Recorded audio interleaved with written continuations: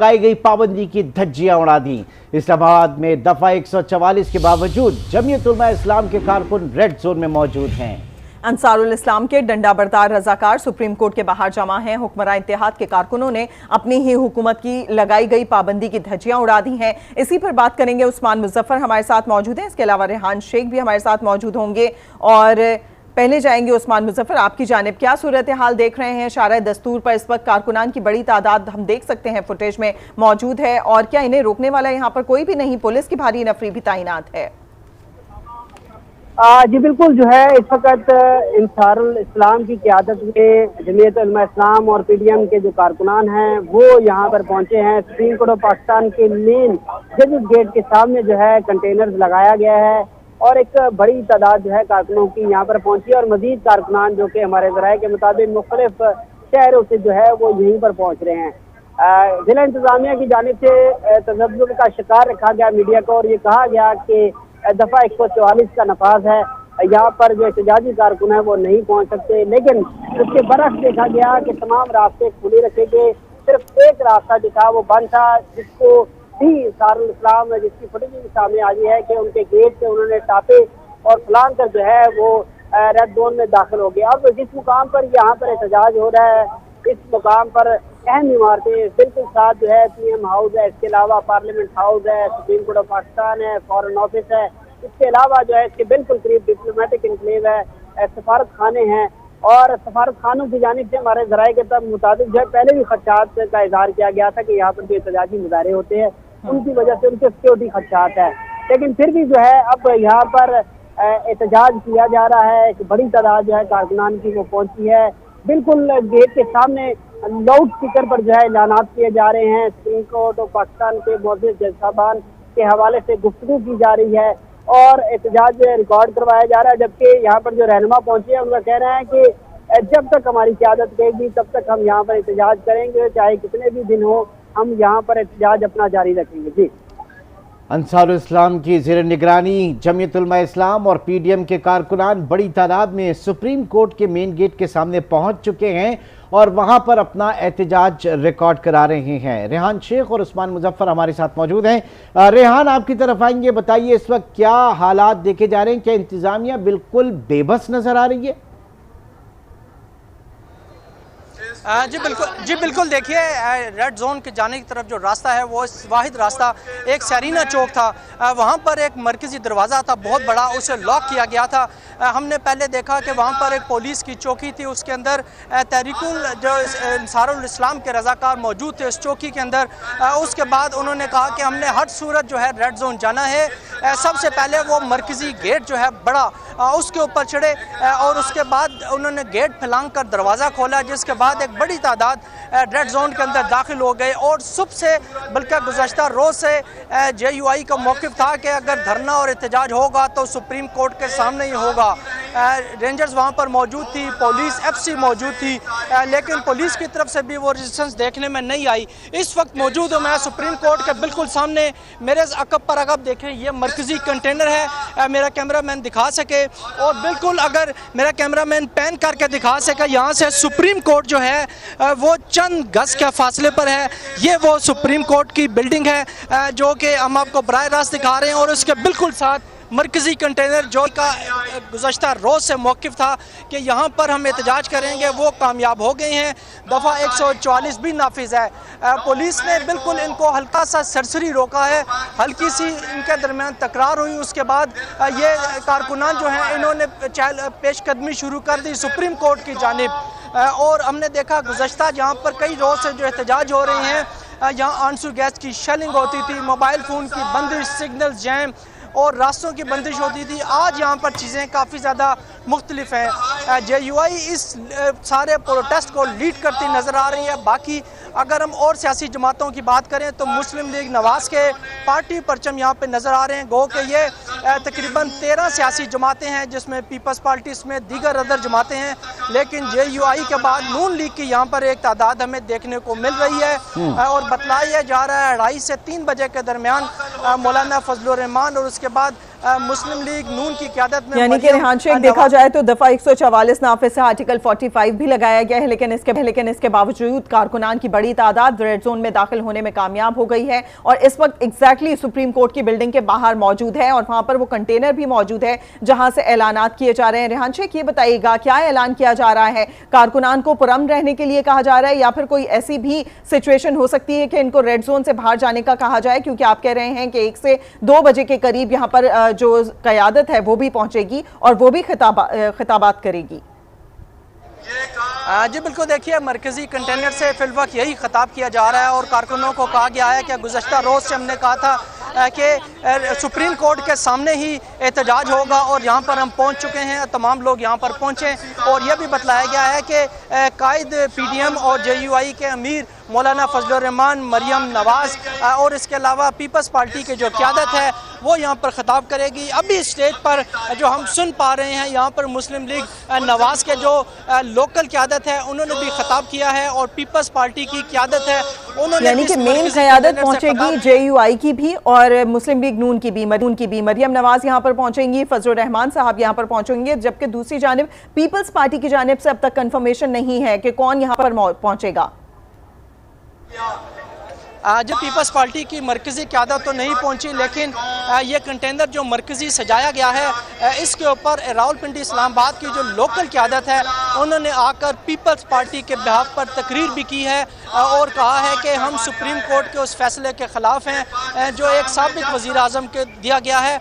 बकौल उस लोकल क़यादत के उनकी लीडरशिप भी आएगी, लेकिन अभी तक ग्राउंड रियलिटी ये है कि इस वक्त JUI और मुस्लिम लीग नवाज की क़यादत और लोकल लीडरशिप यहाँ पर मौजूद है। बाकी किसी सियासी जमात की हमें नुमाइंदगी नज़र नहीं आ रही है।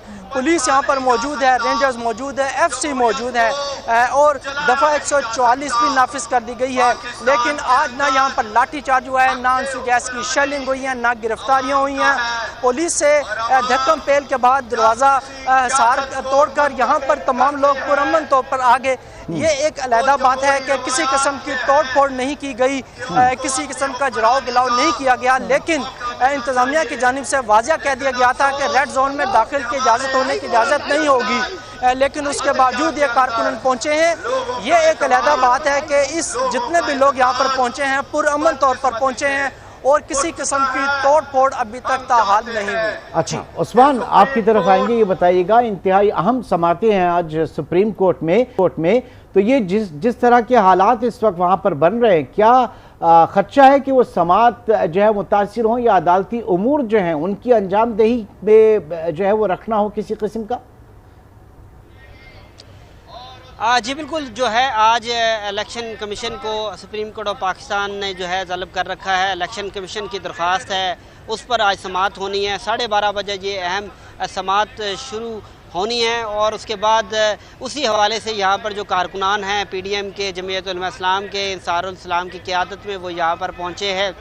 उसी केस के हवाले से इनका एहतजाज है कि जो इलेक्शन है उस हवाले से जो उन्होंने जो वर्डिक्ट दिया हुआ है, फ़ैसला दिया हुआ है कि इलेक्शन 14 मई को होने थे, लेकिन वो नहीं हुए, अब वो वक्त गुजर चुका है। आज इलेक्शन कमीशन ने इस्तदा की थी कि सुप्रीम कोर्ट ऑफ पाकिस्तान का इख्तियार नहीं है कि वो इलेक्शन की डेट दे, ये इख्तियार खालिसन तो आइन के मुताबिक इलेक्शन कमीशन का है। इस वजह से अपना जो फ़ैसला है सुप्रीम कोर्ट ऑफ पाकिस्तान वो वापस ले। अब अदालत क्या कहती है, ये समात होगी, ये कहना कबल वक्त है, लेकिन जो सूरत हाल हमने तहरीक इंसाफ के एहतजाज की देखी और उसके बाद आज के एहतजाज की देखी, वो दोनों बिल्कुल मुख्तलिफ थी। जब तहरीक इंसाफ की जानिब से एहतजाज की कॉल दी जाती थी तो आर्टिकल दफ़ा 144 और आर्टिकल 245 की बात की जाती थी पुलिस की जानिब से, लेकिन आज के रोज़ ये तमाम लोग उस रेड जोन में दाखिल हुए हैं जहाँ पर तमाम सरकारी अहम इमारतें हैं और उस रास्ते से इनको दाखिल करवाया गया है जो कि बिल्कुल सफारत खाने जहाँ पर डिप्लोमेटिक इनक्लेव है वहाँ से ये कारकुन जो हैं PDM के वो होते हुए यहाँ पर सुप्रीम कोर्ट पहुँचे हैं। आज पुलिस की जानिब से और ज़िला इंतज़ामिया को बारहा मीडिया की जानिब से पूछा गया कि क्या इनको रोका जाएगा, तो उनकी जानिब से मिला जुला जो जवाब दिया जाता रहा कि दफ़ा 144 नाफिज है, रेड जोन में किसी को दाखिले की इजाज़त नहीं होगी। लेकिन उसके बरक्स हम देख रहे हैं कि यहाँ पर बासानी तमाम कारकुनान जो हैं कंटेनर के साथ यहाँ पर पहुँचे हैं। आगे यहाँ पर बयानात जो दिए जा रहे हैं वो हम कैमरे पर भी नहीं बता सकते, जो अदलिया के हवाले से नारेबाजी की जा रही है वो भी नहीं बता सकते, लेकिन यहाँ पर एहतजाज जो है वो जारी है। दूसरी तरफ सिक्योरिटी एहलकार मौजूद तो है, लेकिन वो एक एहतजाज जारी है। कारकुनान इस वक्त रेड जोन के अंदर मौजूद हैं और सिक्योरिटी भी यहाँ पर मौजूद है, लेकिन उनकी जानिब से कोई एक्शन नहीं लिया जा रहा। रेहान शेख, आपसे जानना चाहेंगे, आपने कहा कि यहाँ पर जो MNAs पहुंचे थे JUI से ताल्लुक रखने वाले, उन्होंने बातचीत भी की थी पुलिस इंतजामिया से और इसके अलावा जो वहाँ पर दीगर फोर्सेस मौजूद हैं, क्या बातचीत हुई थी? क्या किसी किस्म की परमिशन ली गई थी रेड जोन में जाने के लिए? जी बिल्कुल, देखिए गुज़श्ता रोज़ जो है वो वज़ीर दाखिला राना सनाउल्लाह मौलाना फजलुर रहमान के पास गए थे, इस्तदा भी की थी कि सुप्रीम कोर्ट के सामने जो है आपने एहतजाज नहीं करना। उस पर मौलाना फजलुर रहमान डटे रहे।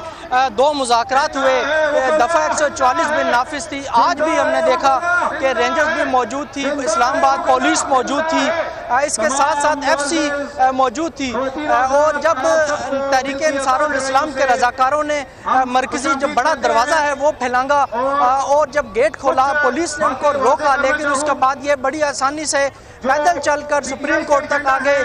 किसी किस्म की पुलिस की जानिब से मज़ामत सामने नहीं आई, न किसी किस्म का लाठी चार्ज हुआ, न धक्कम पेल, न गिरफ्तारियां अमल में लाई गई और आंसू गैस की शेलिंग भी नहीं की गई, जिस तरह गुज़श्ता रोज़ होता रहा है। तमाम कानून नाफिज करने वाले इदारे तो मौजूद थे, लेकिन उनकी जानिब से लग ऐसे रहा था कि शायद उनको कोई वाज़ेह अहकामात नहीं है या उन्होंने इस किस्म का कोई भी काम करने से जो है वो किसी किस्म का काम नहीं किया।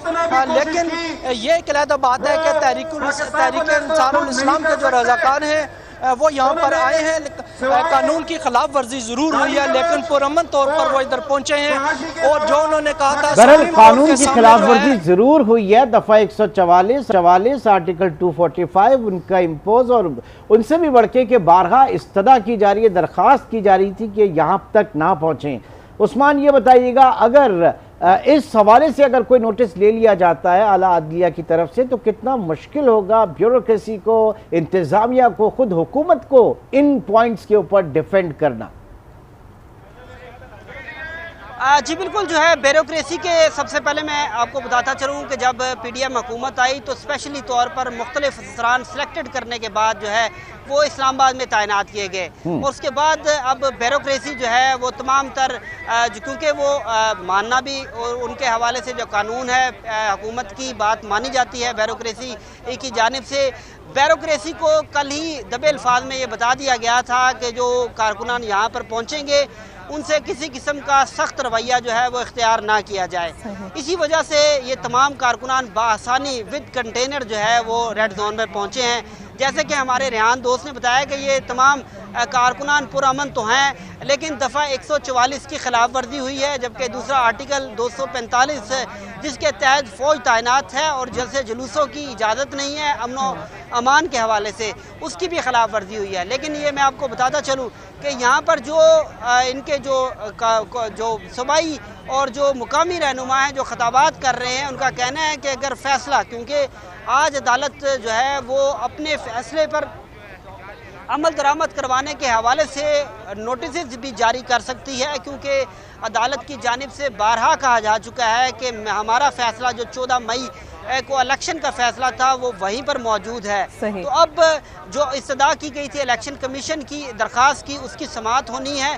उस समाअत में अगर इलेक्शन कमीशन की दरख्वास्त मुस्तरद हो जाती है तो फिर कानून की खिलाफ वर्जी हुई है। जो सुप्रीम कोर्ट ऑफ पाकिस्तान का हुक्म था कि 14 मई को जो फ़ंड फराहम करने के हवाले से इलेक्शन कमीशन को जो फाइनेंस की जानिब से जो खिलाफ वर्जी की गई है, इसके अलावा सिक्योरिटी के हवाले से, सिक्योरिटी फराहम करने के हवाले से जो वजारत दिफा के सेक्रेटरी दिफा को भी तलब किया गया था, उस हवाले से भी खिलाफ तमाम बातों पर भी एक्शन लिया जा सकता है। बिल्कुल उस्मान, ये जानना चाहेंगे, आपने कहा 12 से 12:30 बजे का टाइम है कि ये जो नजरसानी दरखास्त है इलेक्शन कमीशन की, इसकी समाअत शुरू होगी, तो क्या यही रास्ता है जहां